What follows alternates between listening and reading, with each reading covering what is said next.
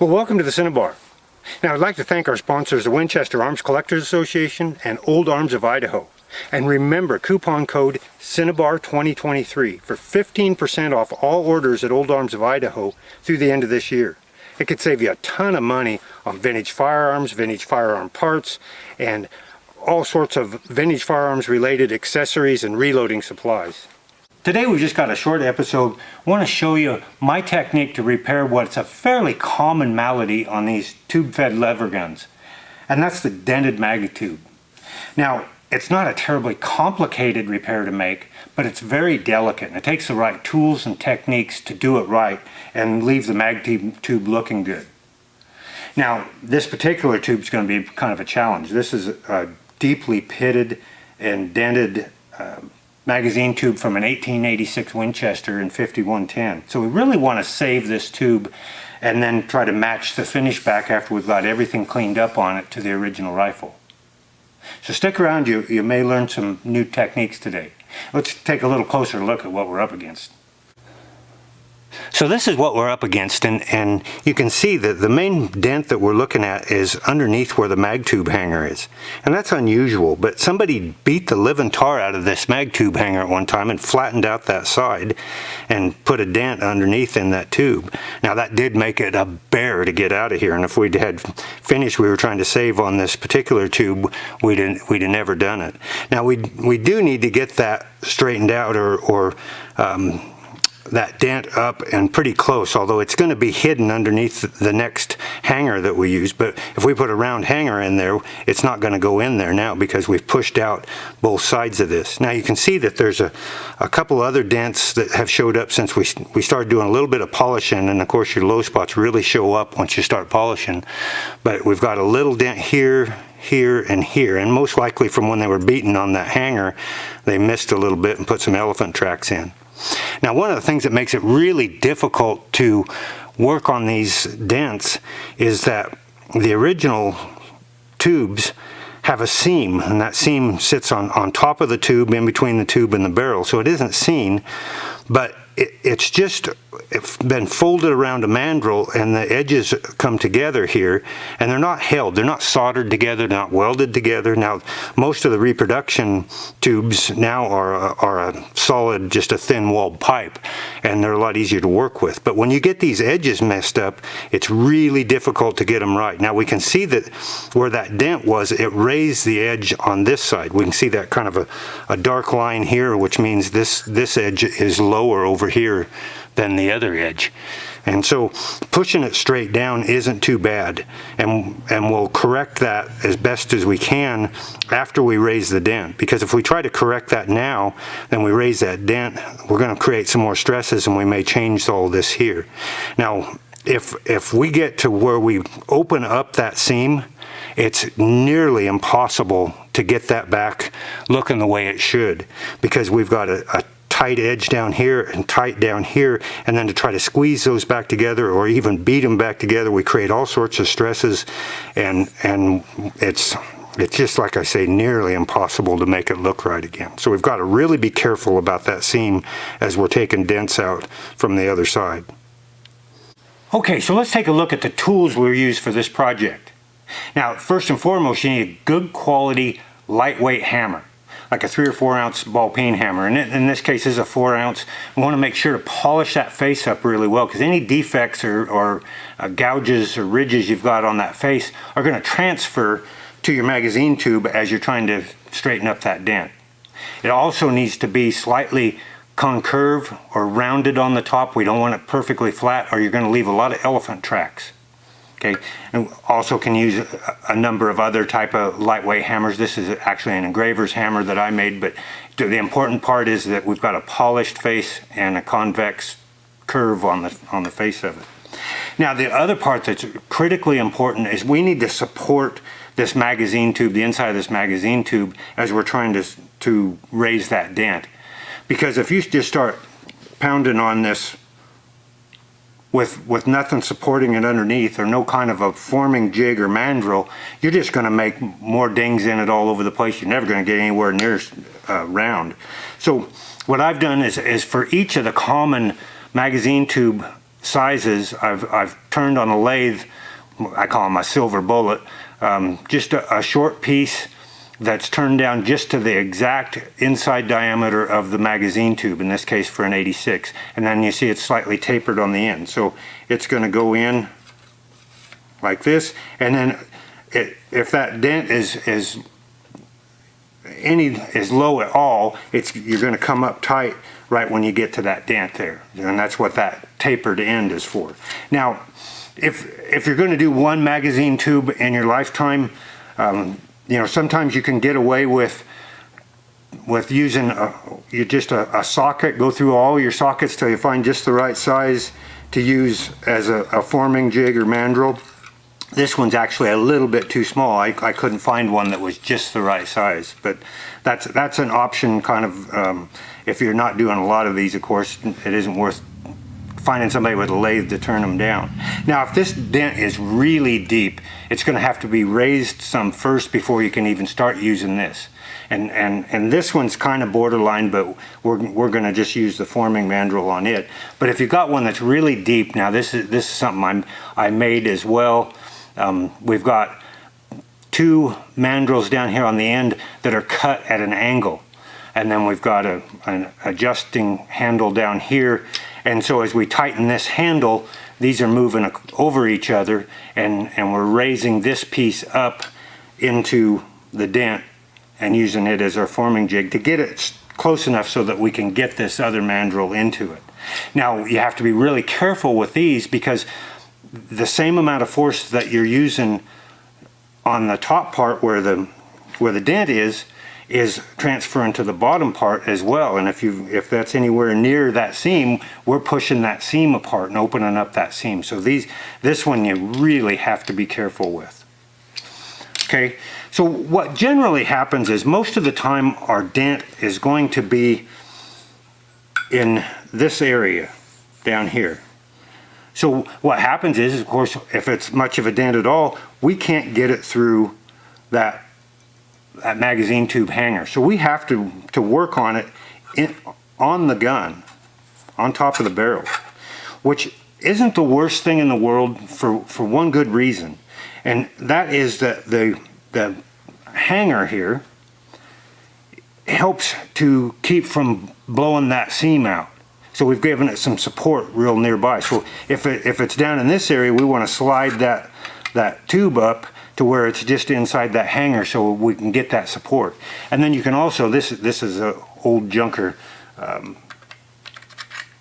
fore-end cap, and slide it up there too and give it some support on the other side like that. So now we've got a good place where we're going to turn that dent up to where we can get to it. We've got support on both sides and on the bottom from the barrel. Now make sure you've got a nice soft surface, a gunsmith mat, or like in this case, some carpeting here, because if you're beating on this a little bit, and I say beating, we're tapping on it, you can transfer whatever the surface is that your barrel's sitting on into the barrel and put some dings in your barrel, and you certainly don't want to do that.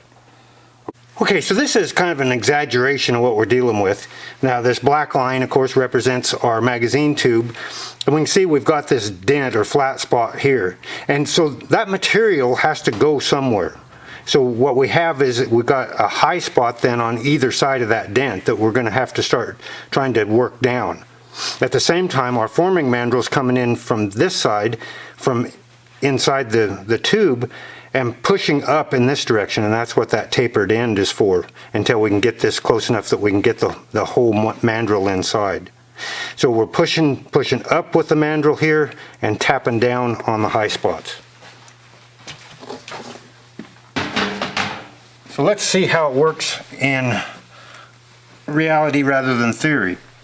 Okay, so we'll take our forming mandrel here, we're going to put it in the mag tube until it comes up tight, and then we're going to tap down on the high spots on either side here while we push in from time to time with this jig. Now if we're trying to save, if we've got good bluing on this, a good finish, and we're trying to save that finish, we don't want to tap on this metal to metal, because all that bluing will come off and you'll have just shiny steel. So what I do is I just take like a business card, something like that, put over it, and that lots of times will save the bluing, unless it needs a whole lot of work. If it's just a few taps here and there to get it out, then that you can save the finish that way. And this one, of course, we're going to finish polishing it up and maybe even draw file it. So let's get to working now. We're going to work on this front edge here first, because that's where we're getting pressure from our mandrel. So we'll really concentrate on tapping flat with the face of that hammer. We don't want to put more tracks like we see here that somebody else already has all along this. So that's why it's really important to have a hammer with a convex face polished up real nicely. And it just, we don't want to go after it like we're killing snakes. I mean, we could beat on it really hard here and we're just going to cause more damage. You just have to have a light touch and some patience. And then from time to time we're going to go back here and we're going to tap our mandrel in a little bit more.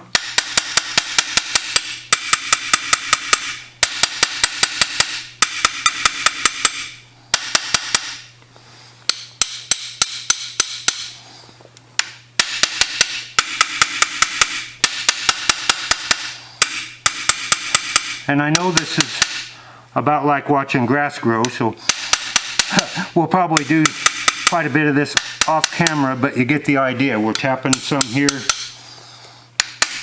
tapping those high spots down, and really focus on keeping that hammer face flat. I can't emphasize that enough. And when you mess up and you hit on an edge like this, you know it immediately. I mean, it sounds different, it feels different.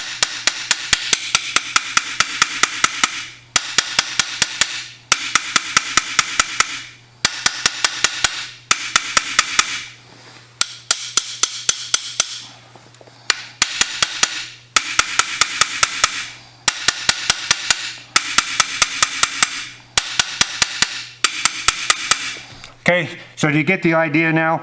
It is a slow process.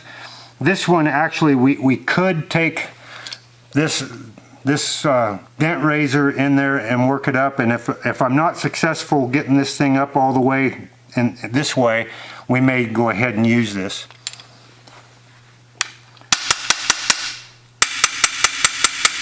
All right, now we've been tapping on this for maybe about 5 minutes, maybe a little more.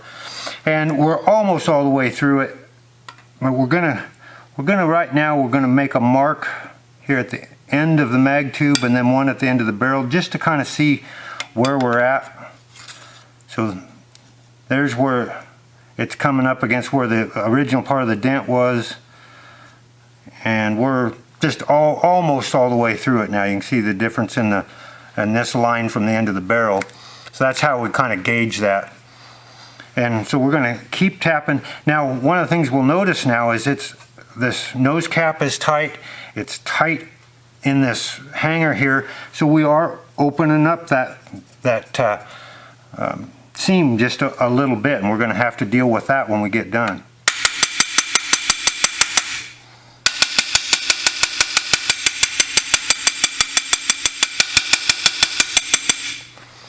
Tap that in a little. It's going through a lot easier now, so we're really close now.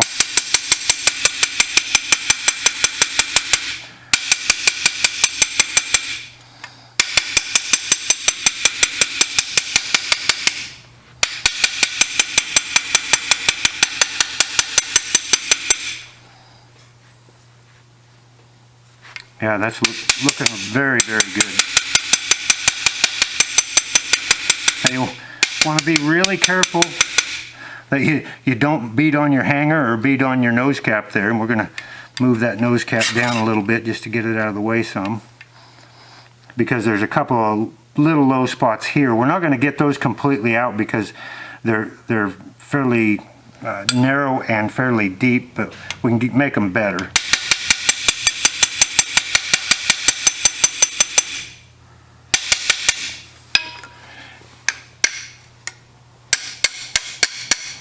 There are mandrel is going in very easy now, so we've got it pretty darn round now.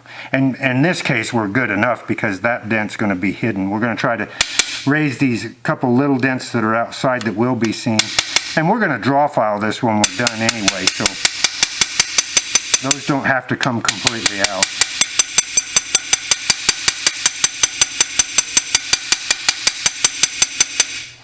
Okay, let's look at our seam here. Now that seam has opened up some and is a little higher on this edge here than on this edge. But we're not going to do anything with it now until we get that mandrel out and see where it rests without it. Now that mandrel goes in and out easy now, so look at that. Before it wouldn't even come close, and now it's going right in and out. So we've got this thing darn close. Now we just need to get the one edge pushed down a little bit, and we're not going to try to completely close that up because it's just got a tiny little gap there, and when you start trying to close that up you can mess things up real quick like. So next move is we'll show you how to push the one edge down, and of course actually our next move is our test here. We'll put this magazine follower in and see if it goes through. Yep, so we're good to go there. Okay, so the way you're looking at this, the bottom side is a little higher, probably 15 to 20 thousandths higher than this top side. So this is the way I go about squeezing this direction, pushing it down. We're going to put it in a small vice jaw like this, and these Pana vices are great. If you're doing any gunsmithing, you ought to have one of these. A regular gunsmith vise works pretty good here too. So we're gonna just lightly squeeze that together, and we have to go past where it's going to stop because it's going to spring back just a little bit. So let's look. Now we got it pretty good right there. And I'm going to move it just a little bit here. Oh, it sprung back. Just right on where the hanger is. It needs to come together just a little bit more.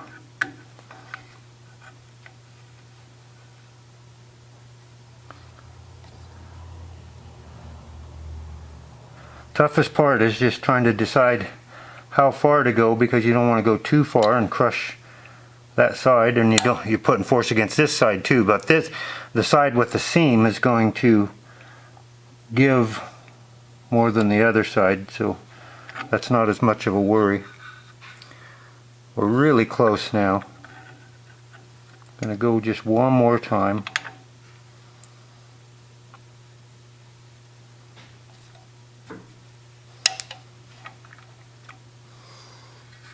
And we're there.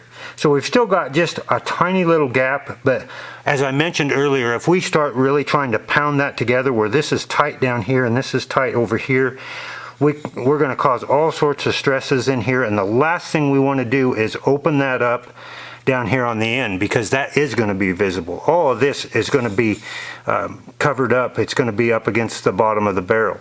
The big thing we're trying to do here is just to make sure that we can get this through our hanger. Okay, so let's see how we did now. This is the barrel and the hanger that this tube's going to go in. So we'll try it out and see if it's going to fit. I'm going to put a little oil around this hanger just to help it through.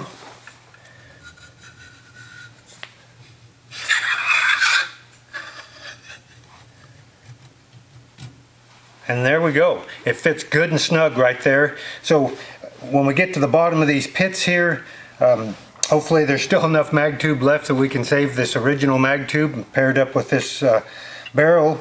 Ought to make a good combination. Now what we will be careful not to do is to over polish underneath this hanger, because we don't want that take enough of the material off that it's going to be loose fitting in there, and it fits just about right now. Alright, a little more polishing. Actually a lot more polishing. A couple cycles of rust blue, and we've got this mag tube looking pretty good again. We're just going to now have to beat it up a little bit, match this original finish on the barrel, And we'll put this old 86 back together and we'll have rescued another old Winchester from the scrap heap. Well, I hope you've enjoyed today's episode, maybe learned a little something. Until next time, happy trails from the Cinnabar.